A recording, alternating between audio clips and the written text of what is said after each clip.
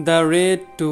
कहानी की शुरुआत में हम एंडी को देखते हैं जिसे बेजो और उसके आदमियों ने पकड़ लिया था। हालांकि एंडी उन्हें खुद को मारने के लिए मना करता है, लेकिन बेजो उसकी कोई भी बात नहीं सुनता है और उसे बहुत ही बेरहमी से मार देता है। फिर हम रामा को देखते हैं जो लेफ्टिनेंट बाइयो के साथ अपने भाई एंडी की सलाह से लेफ्टिनेंट बुरावर नाम के ऑफिसर के पास पहुंचता है, लेकिन वहां पहुंचते ही बुरावर बाइयो को बहुत ही बुरी तरह से मरवा देता है। इस बात से रामा बहुत ही ज्यादा हैरान होता है, लेकिन बुरावर उसे समझाता है कि सिर्फ एक यही रास्ता था जिससे उसका मुंह बंद रखा जा सके। फिर बुरावर बताता है कि हमने एक इन्वेस्टिगेशन यूनिट बनाई है जो घूसखोर पुलिस अफसर का पता लगाती है, लेकिन हमारा डिपार्टमेंट बहुत छोटा है क्योंकि हमें भरोसेमंद आदमी नहीं मिलते। इसके बाद वो रामा को भी उस डिपार्टमेंट में शामिल होने के लिए कहता है और ये भी कहता है कि तुमने एक बहुत ही बड़े क्रिमिनल को मारा है, इसीलिए उसके बाकी साथी तुम्हारे पीछे जरूर आएंगे। और क्योंकि ये मिशन बिना किसी को बताया किया गया था, इसीलिए किसी को भी तुम्हारे बारे में पता नहीं चलेगा और सबको यही लगेगा कि उस मिशन में कोई भी नहीं बचा था, इसीलिए तुम हमारे लिए काम कर सकते हो। लेकिन रामा बुनावर के लिए अंडरकवर काम करने से मना कर देता है। फिर अगले सीन में जब रामा को भी पता चलता है कि उसका भाई मारा गया है तो वो काफी दुखी होता है, इसीलिए वो बुनावर से इस बारे में पूछता है और वो बताता है कि उसे बेजो ने मारा है। इस दौरान बुनावर उसे समझाता है कि तुम्हारे पीछे तुम्हारे भाई से ज्यादा खतरनाक लोग लगे हुए हैं, इसीलिए तुम्हें मेरा साथ देना होगा।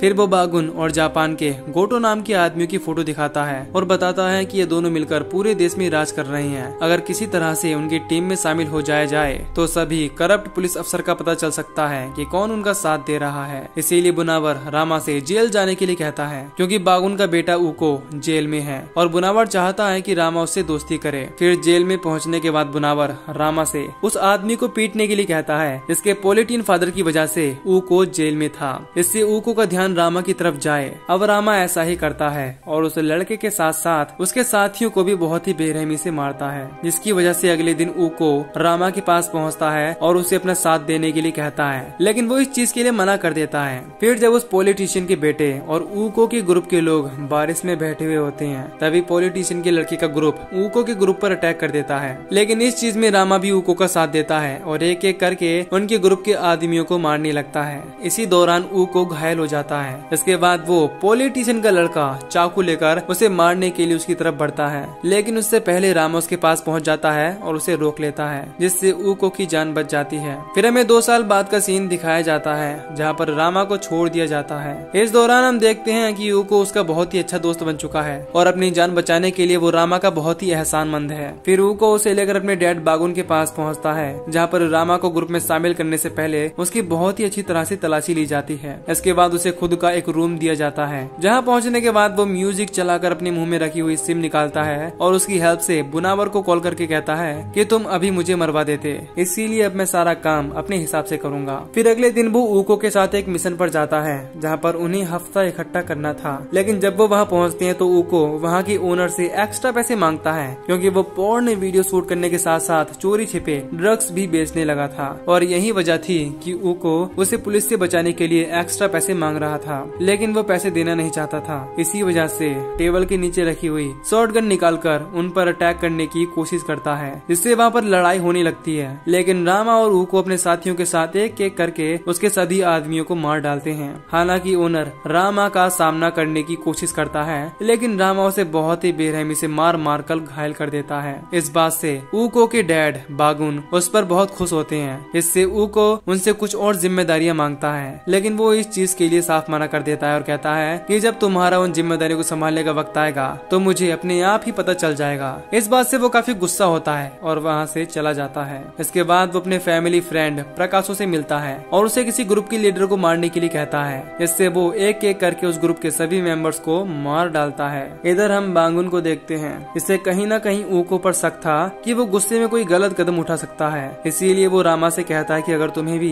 कभी ऐसा लगे तो तुम मुझे इस बारे में जरूर बताना। इसके बाद हम बीजो को देखते हैं जो ऊको को डिनर के लिए इनवाइट करता है और उसे ये चीज फील कराता है कि तुम्हें हर चीज अपने डैड की मर्जी से ही करनी पड़ती है और यही तुम्हारी और मेरे में डिफरेंस है। इसके बाद वो जेल में बंद उन्हीं कैदियों को ऊको के सामने लाता है जिन्होंने उसे मारने की कोशिश की थी और बेजो से उन्हें मारने के लिए कहता है। इस दौरान बेजो उसे अपना प्लान बताता है कि हम दोनों मिलकर तुम्हारे डैड और गोटो के बीच लड़ाई करवा देंगे, इससे मुझे वो जमीन मिल जाएगी जिसकी मुझे जरूरत है। फिर जब ऊको पूछता है कि उनके बीच पिछले 10 सालों से लड़ाई नहीं हुई है तो तुम ये कैसे करोगे, इस पर वो कहता है कि ये काम हम दोनों मिलकर करेंगे। इसके बाद हम प्रकोशो को देखते हैं जो अपनी वाइफ से मिलता है है और उसे कहता है कि मुझे अपने बेटे से मिलना है क्योंकि तुमने मुझसे ये वादा किया था। लेकिन वो इस चीज के लिए साफ इंकार कर देती है और कहती है कि मैं नहीं चाहती कि तुम्हारा उसके ऊपर साया भी पड़े क्योंकि तुम एक अच्छे डैड बिल्कुल भी नहीं हो। तभी प्रकोसो के पास ऊको का मैसेज आता है। इससे वो अपनी बीवी से बात किए बिना ही वहाँ से उठकर चला जाता है। फिर जब वो ऊको के पास पहुँचता है तो ऊको काफी अजीब बातें कर रहा था और कहता है कि मैं चाहता हूँ कि लोग मुझसे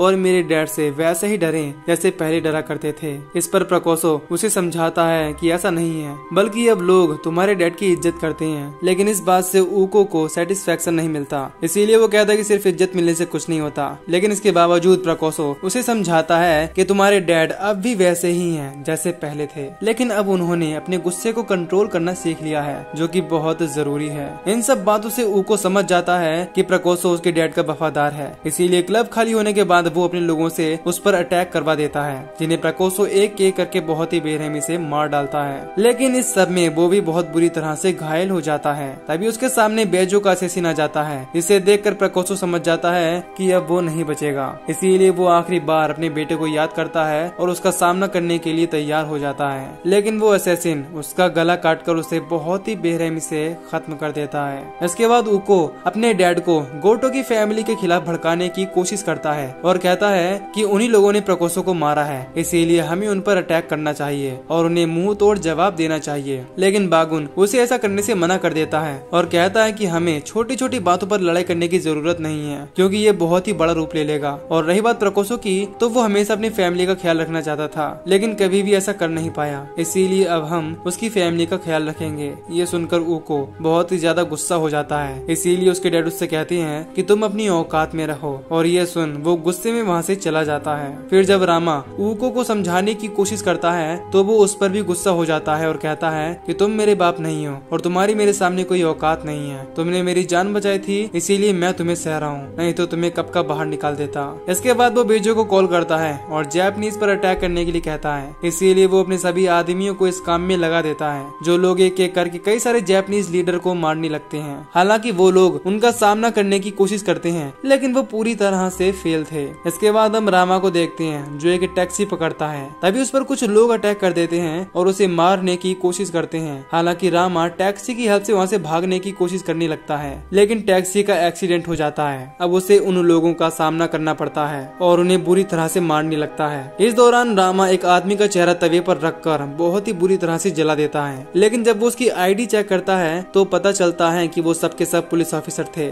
इससे रामा समझ जाता है कि उन्हें किसी और ने नहीं बल्कि रेजा ने ही भेजा है। फिर हम बागुन और गोटो की मीटिंग का सीन देखते हैं जो उनके लोगों को मारे जाने की वजह से हो रही थी। इस दौरान गोटो के आदमी कहते हैं कि हमने सिर्फ बागुन के किए हुए हमले का जवाब दिया है, हमने प्रकोसो को नहीं मारा। इस पर ऊको कहता है कि तुम झूठ बोल रहे हो, लेकिन उसके डैड बागुन उसे चुप करा देते हैं और कहते हैं कि हमारे आदमियों से गलती हुई है, इसीलिए मैं इस चीज के लिए माफी चाहता हूँ। इस पर गोटो खुश हो जाता है और उनकी लड़ाई वहीं पर खत्म हो जाती है। फिर हम रामा को देखते हैं जो घायल हो गया था, इसीलिए वो बाथरूम में अपने हाथों पर बैंडेज करने लगता है। तभी उसके पास लेफ्टिनेंट मुनावर का कॉल आता है जो उसे बताता है कि रेजा दोनों गैंग के झगड़े में गोटो फैमिली का साथ दे रहा था, इसी वजह से उन्होंने रामा पर भी अटैक किया। ये सुनकर रामा मुनावर से खुद को वहाँ से निकालने के लिए कहता है और ये भी बताता है कि मेरे पास उन लोगों के खिलाफ सबूत हैं, लेकिन मुनावर उसे वहाँ से निकालने से साफ इंकार कर देता है और कहता है कि तुम इस गैंग में अकेले नहीं हो जो हमारे लिए काम कर रहे हो, इसीलिए हमें उन सारे पुलिस ऑफिसर्स की लिस्ट चाहिए जो इन गैंग मेंबर से पैसे लेते हैं। तभी रामा के पास बागुन का फोन आता है जो उसे अपने पास आने के लिए कहता है। इधर हम बागुन को देखते हैं जो अपने बेटे को बहुत ही बुरी तरह से पीट रहा था